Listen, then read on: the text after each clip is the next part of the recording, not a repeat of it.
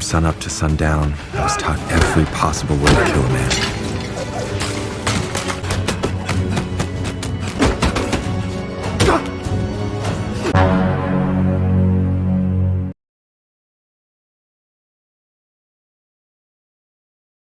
The story begins with an owner of 10 magic rings, supposedly obtained from ancient craters or tombs, gained divine powers and eternal life.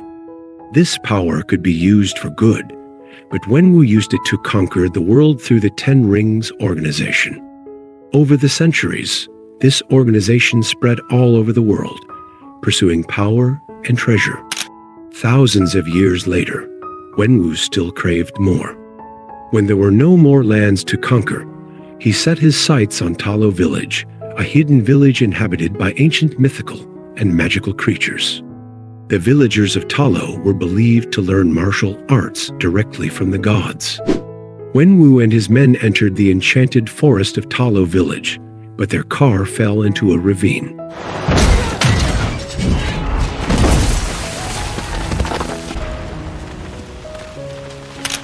Wenwu survived and walked to the waterfall, where he met Yingli, a female resident of Talo Village. Yingli sent Wenwu away, but he insisted on staying. Wenwu used his 10 rings to fight Yingli, who was unexpectedly able to counter him with her martial techniques. Wenwu was fascinated and fell in love with her.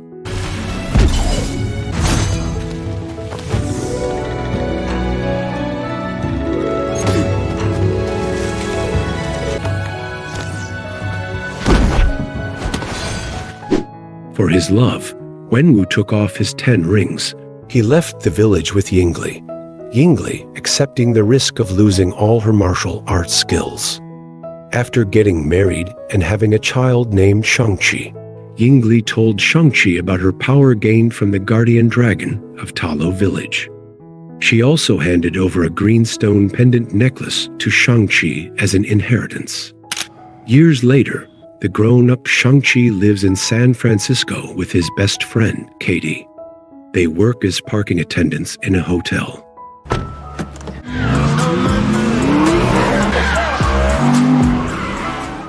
One night, Shang-Chi and Katie meet their friends, Sean and his wife, who poke fun at their job and encourage them to look for better opportunities. The next day, Shang-Chi and Katie are on their way to work when a man tries to snatch Shang-Chi's necklace. Katie tries to help, but is attacked by the man instead. Enraged, Shang-Chi fights back against the attackers.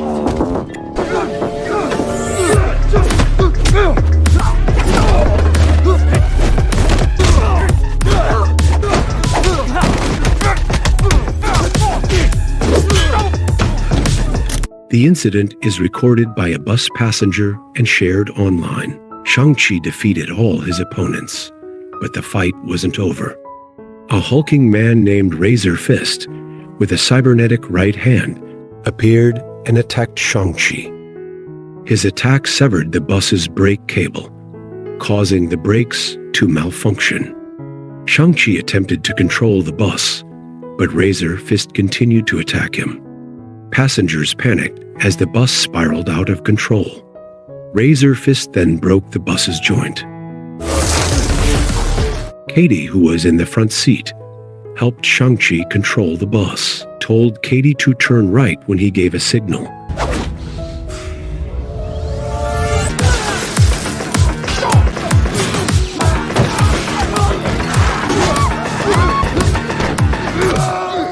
And Shang-Chi instructed all passengers to move to the front of the bus. An enraged Razor Fist threatened to attack Shang-Chi's sister in China if he didn't hand over his necklace. Shang-Chi gave Katie the code to turn right, and she managed to dodge Razor Fist's attack.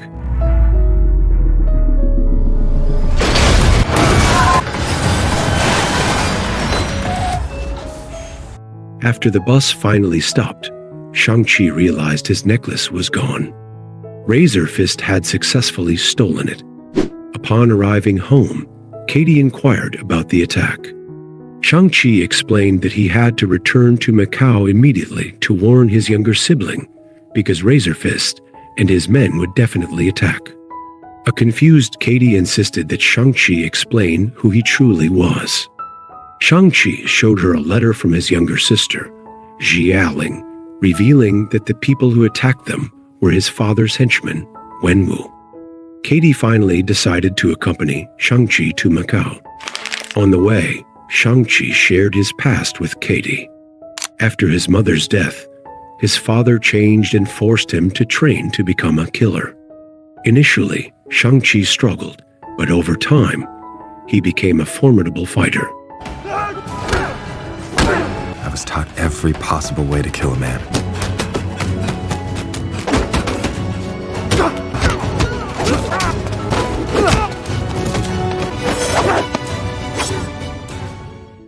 Shang-Chi's younger sister, Jialing, was ignored by their father and practiced martial arts on her own.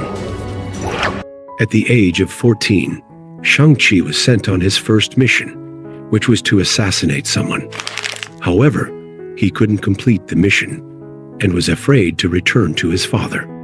He decided to flee to America. Arriving in Macau, Shang-Chi and Katie went straight to the residence of Shang-Chi's sister, Jialing. A man at the entrance asked Shang-Chi to sign a contract to enter the club. Shang-Chi inquired about Jialing's whereabouts, but the man wouldn't answer.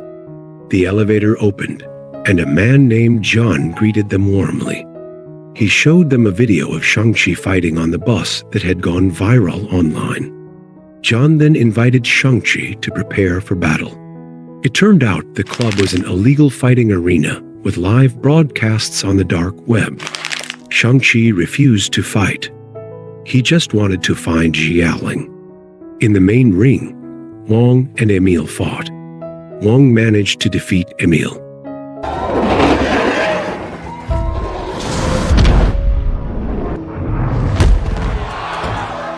John then informed Shang-Chi that he had signed a fight contract while in the elevator. John promised to help Shang-Chi find Jialing after the fight was over, forcing Shang-Chi to agree. In the locker room, Shang-Chi watched Wong and Emil leave through a portal.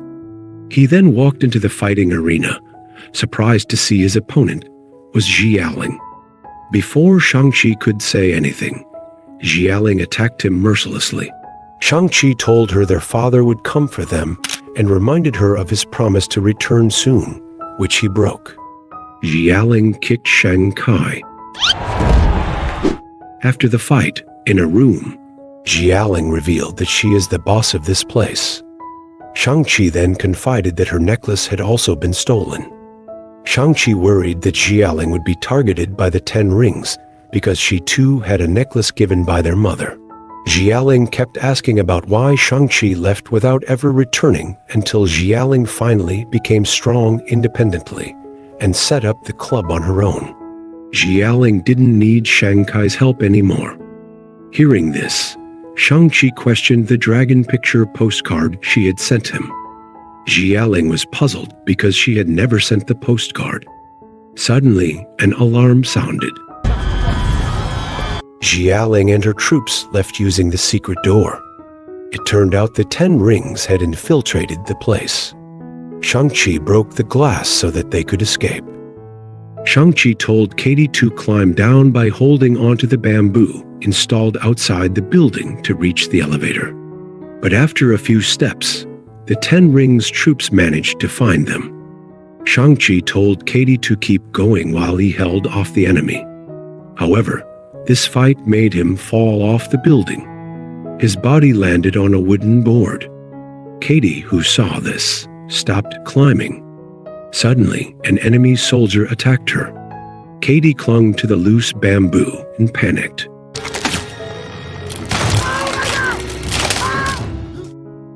Shang-Chi rushed to Katie's aid and managed to hold her hand before she fell.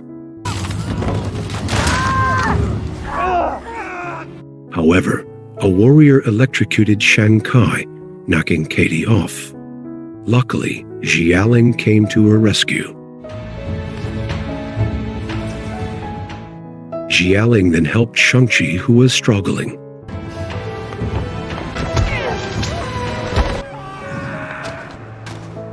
Suddenly, the glass beside them exploded. A masked soldier named Death Dealer took Jialing's necklace.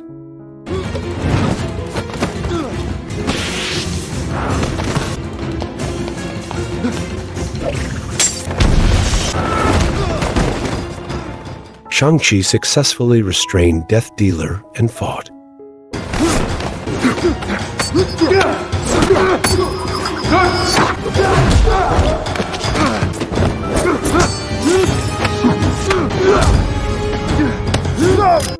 Just as Shang-Chi was about to stab Death Dealer, Shang-Chi suddenly froze. It turned out that Wenwu had come with his men to take Shang-Chi home. Let's go home.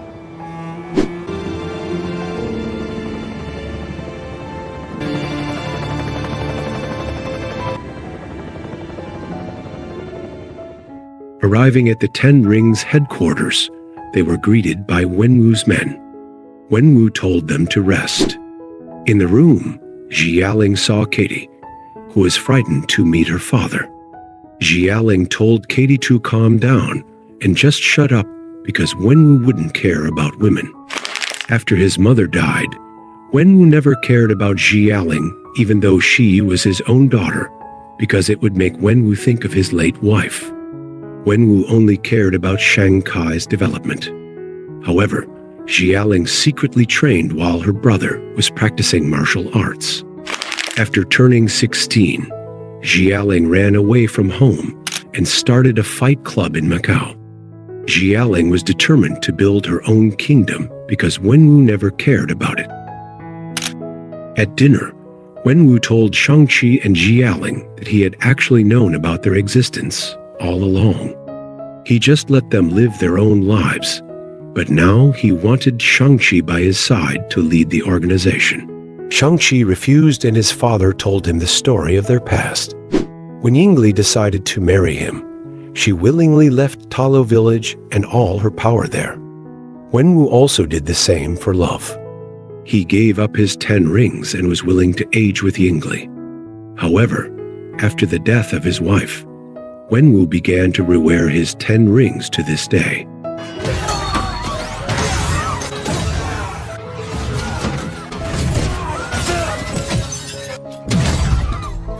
In the past, when Shang-Chi and Jialing left him, Wenwu tried to reconnect with his wife. That's why he studied Talo village again. At one moment, Wenwu seemed to hear Yingli's voice asking for his help to be released from a prison in the village of Talo. The voice sounded very real to Wenwu. In the past, after they got married, Yingli actually wanted the two of them to live in Talo village. Yingli asked the elders for permission, but they refused. The elders said that Wenwu did not deserve to stay in Talo village because of the ugliness in his past. Wenwu thinks that if they were welcome to live in Talo in the past, then Yingli would still be alive today. Wenwu also assumed that the people of Talo were confining Yingli as punishment. Wenwu said that Yingli gave clues to save her. Hearing this, Shang-Chi was shocked. He tried to make his father realize that his mother was gone, and it was all nonsense. Wenwu also took his children to the dragon statue on the wall of the house. Wenwu put Shang-Chi and Jialing's necklaces into the dragon's eyes. Suddenly, water gushed in all directions and formed a map picture in the forest towards Talo village. Inside the forest, there is a magical maze that is always changing, but later, there will be a direct road that only opens once a year. The road will be open in 3 days. On that day, Wenwu ordered his men to attack Talo village and bring Yingli back home. Shang-Chi tried to prevent his father from acting foolishly because he saw with his own eyes the moment his mother died. Shang-Chi didn't want to destroy Talo village. An enraged Wenwu then told his men to imprison Shang-Chi and Jialing. While in prison, they met Trevor, an actor who previously claimed to be Shang-Chi. Trevor was arrested and imprisoned here. Shang-Chi and Katie were shocked when they saw a headless animal approaching Trevor. Trevor was also happy that Shang-Chi and Katie could also see Morris, because all this time, he thought Morris was just his hallucination. Trevor, who could understand Morris's language, said that Morris knew Shang-Chi's body smell. Morris itself is a creature from Talo village. Morris was found by Wenwu during one of the expeditions searching for the entrance to the village of Talo. Morris asked Shang-Chi to take it home to Talo village. Shang-Chi was confused because he himself had never once gone to Talo village. Trevor then told them that Morris could help them enter Talo village through the maze in the forest. Suddenly, Xialing appeared, having broken through the wall. She found a way for them to escape.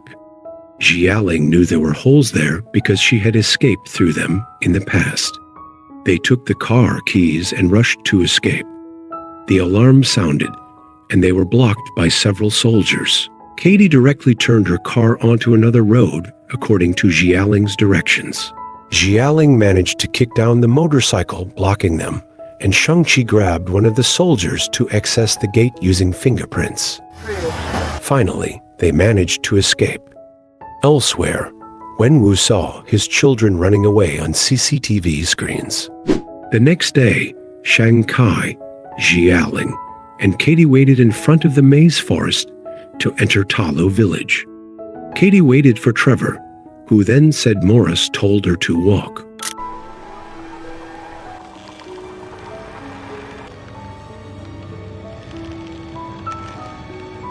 Morris told Katie to speed up because the trees behind them seemed to be starting to move. Katie controlled the car very skillfully, following the movement of the trees according to Morris's directions. With great difficulty, they finally came to the front of the waterfall, which was the gate of Talo village.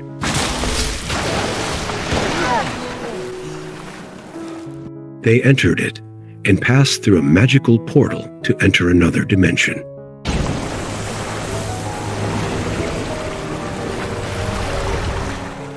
Finally, they arrived at Talo village. Everyone was amazed to see the strange animals that were there.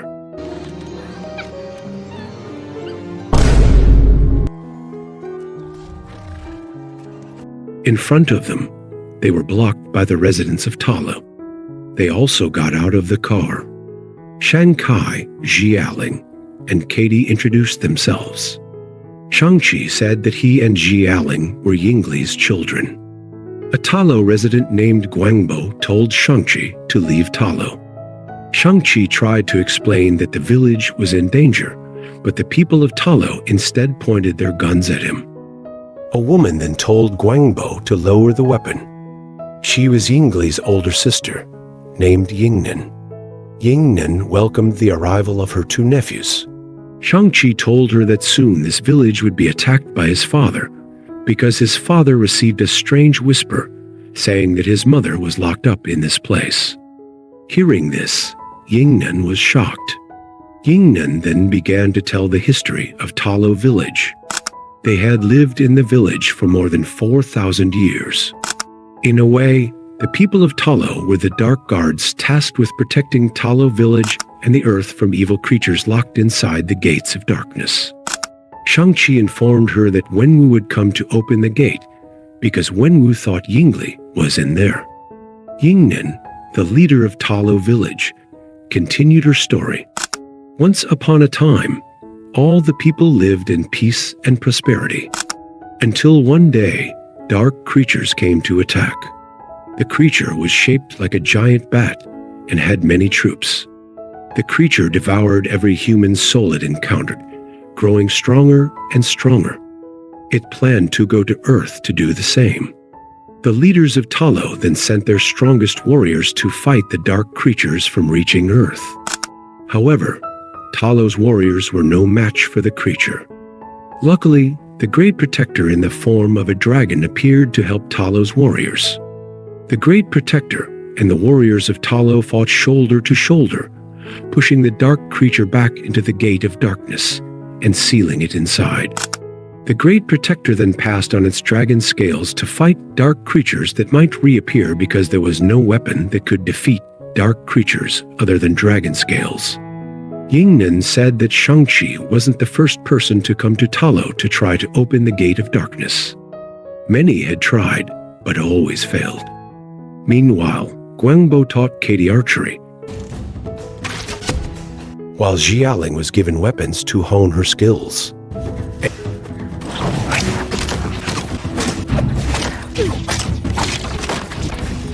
And Yingnan teaches Shang-Chi the ancient martial arts techniques his mother used to defeat Wenwu.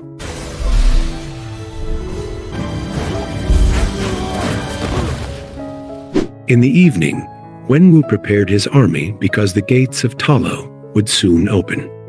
Inside Talo village, Shang-Chi recalled the last time he was with his mother when she was teaching him martial arts.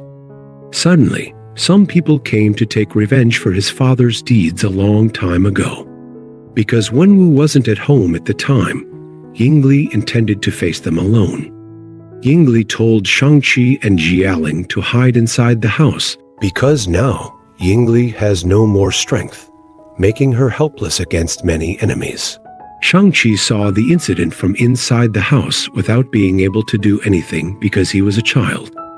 When Wenwu came home, he was shocked to see his wife, who was already lying lifeless. Overcome with anger, Wenwu then decided to rewear his 10 rings in order to take revenge. He invited Shang-Chi to go after his enemies, but it turned out that the enemy he was after had already run away. Shang-Chi was terrified to see what his father did and promised to help his father avenge his mother's death. Early the next morning, all the residents of Talo were ready to wait for the arrival of Wenwu and his army. Wenwu and his army finally entered Talo village. Everyone, including Shang-Chi and Jialing, blocked Wenwu. Wenwu asked Shang-Chi if he didn't want to help his mother, who was locked up. Yingnan replied that Yingli wasn't there, and said his father was already influenced by dark beings. Wenwu said that in the past, he and Yingli were refused permission to live in Talo village. Guangbo clarified that it was Wenwu they refused, not Yingli.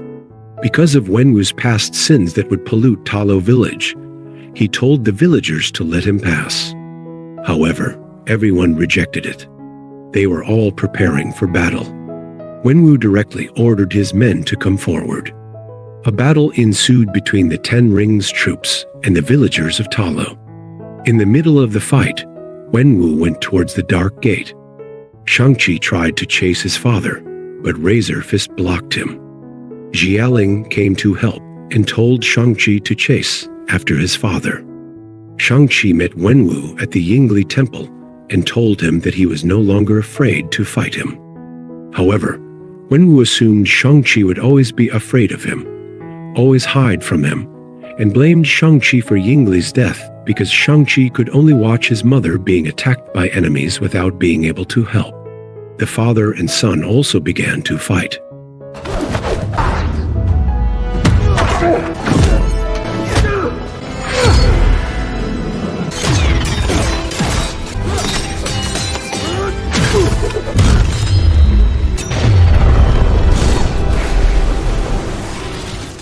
Wenwu then slammed into Shang-Chi's abdomen using the power of the 5 rings, sending Shang-Chi plunging into the lake. Wenwu also heard Yingli's voice from behind the Dark Gate again. He rushed there. Wenwu began attacking the Gate Protector, using his 10 rings strength. From behind the gap, dark creatures could be seen coming out from inside the gate one by one. The creature flew towards Talo village to retrieve human souls. Yingli warned everyone and invited Razor Fist to cooperate because otherwise, they would all die. Razor Fist refused him, but later learned that his weapon wouldn't hurt the dark creatures. Sure enough, his weapon didn't work against them. Razor Fist was helped by Yingnan, who managed to kill the creatures using a dragon scale stick. Seeing this, Razor Fist was willing to cooperate with the villagers. The dark creature that managed to retrieve the human soul returned to the Gate of Darkness to feed its leader. Later, after being strong enough, the leader of the dark creature would break the gate. Everyone, both the residents of Talo and the Ten Rings army, got ready to face the monster. Guangbo had everyone move towards the lake. Shang-Chi himself had fainted and drowned in the lake, while Wenwu was still trying to open the gate so that more and more dark creatures came out. Everyone was preparing by the lake with their weapons. Razor Fist replaced his sword with a dragon scale sword. Guangbo also gave the order to shoot the dark creatures that flew towards them. The drowning Shang-Chi remembered his mother telling him not to be afraid because he had a dragon heart. No matter what, Yingli would always be proud of him. Shang-Chi also began to open his eyes. Inside the lake, a dragon that the people of Talo call the Great Guardian Dragon began to move. The dragon also surfaced along with Shang-Chi. Guangbo told everyone to shoot the dark creatures that made it to Talo village. Shang-Chi went to Wenwu and told him to stop doing something that would destroy the world. However, Wenwu instead told Shang-Chi to get out of the way. Shang-Chi also used the ancient martial techniques of Talo village to fight his father.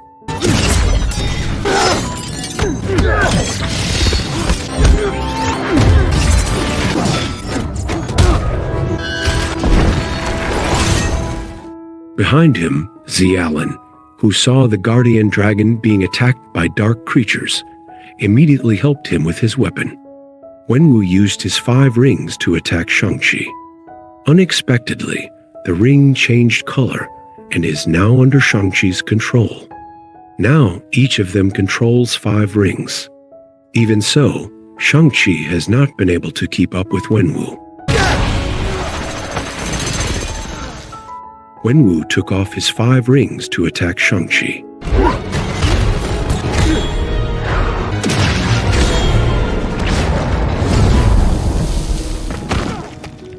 As it turned out, the 5 rings were also now under Shang-Chi's control. With the power of the 10 rings, Shang-Chi intends to finish off his father. However, Shang-Chi couldn't do it. Shang-Chi returned the 10 rings to his father. As it turned out, Wenwu was still determined to free his wife. As Shang-Chi attempted to resuscitate his father, suddenly from within the gate came out a huge dark being. The creature is eyeing Wenwu and Shang-Chi. Wenwu also uses his ring to save Shang-Chi, but the creature manages to capture Wenwu instead. The creature began to Wenwu's soul. Before dying, Wenwu handed over his 10 rings to Shang-Chi. Xiaoling, Shang-Chi, and the guardian dragon then headed towards the village chasing the dark creatures. Xiaoling was surprised to see that his father was gone. Dragons form waves of water to deter dark creatures.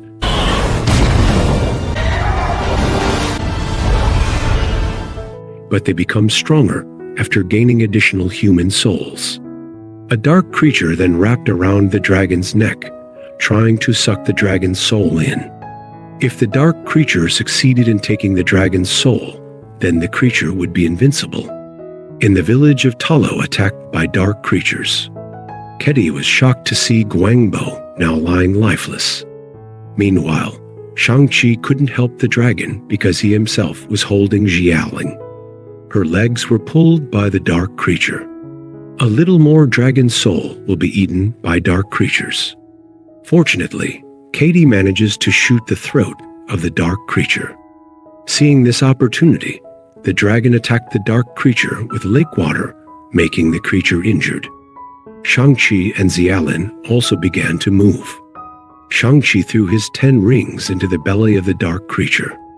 From above, Shang-Chi moved his hands to control his 10 rings until finally, the dark creature was blown to pieces.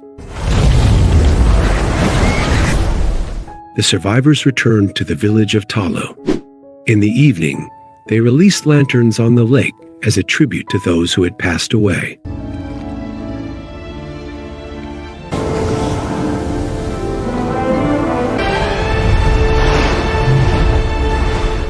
Long story short, Shang-Chi and Katie return to San Francisco. They tell their experience to their best friend, so of course, doesn't believe what Shang-Chi and Katie are telling me. So always asks how Shang-Chi's sister is doing in China. Shang-Chi also informed that Xiaolin is currently at his father's base to continue the Kingdom of the Ten Rings. Suddenly, behind them appeared a circle of portals.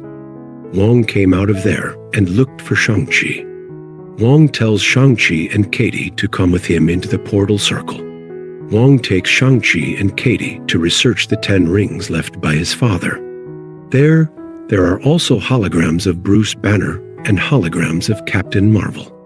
Wong tells them that the ring's material does not come from Earth. Bruce Banner added that the ring is also not made of vibranium.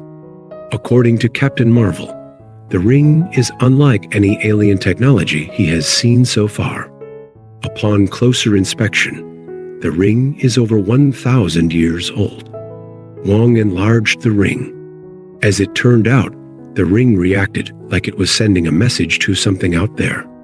Captain Marvel also said goodbye because he got a call. Bruce Banner then warns Shang-Chi and Katie to be careful. Wong added that from now on, Shang-Chi and Katie's lives will not be the same as they used to be.